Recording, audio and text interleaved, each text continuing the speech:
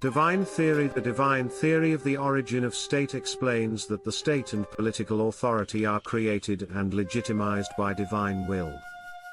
According to this theory, kingship is sacred, and the king is seen as a representative or instrument of God on earth.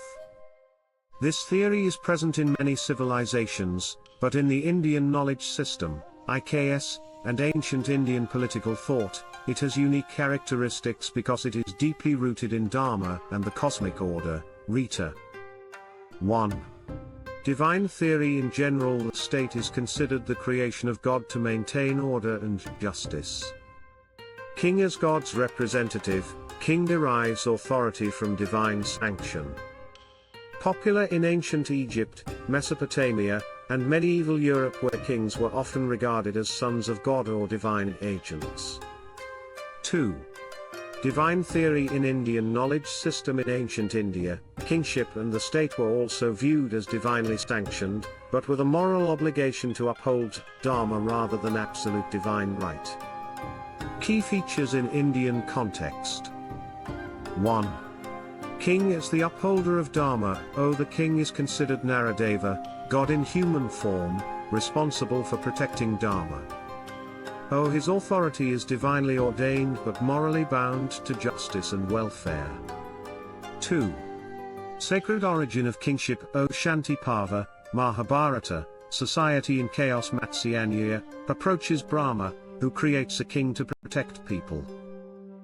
King's authority comes from divine approval, and he is expected to rule according to Dharma.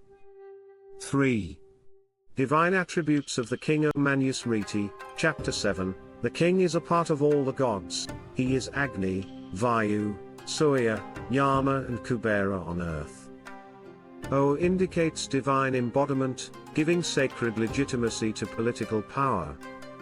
4. Conditional divine rule. Indian thought does not support absolute monarchy. The king loses divine favor if he violates Dharma. Texts like Mahabharata and Arthashastra emphasize that a king who becomes a dharmic can be removed or punished by society and fate. 3. Ancient Indian thinkers on divine kingship. 1. Manu, Manusmriti, king is divinely ordained and a guardian of Dharma. Subjects owe obedience because the king represents divine will on earth. 2. Kautilya, Arthashastra, recognizes divine legitimacy, calling the king Divamaya, divine manifestation. But also pragmatic, stressing danda, coercive authority and the king's responsibility for welfare. 3. Mahabharata, Bhishma in Shanti Parva, explains king as protector chosen by divine sanction, arising from social need and divine order.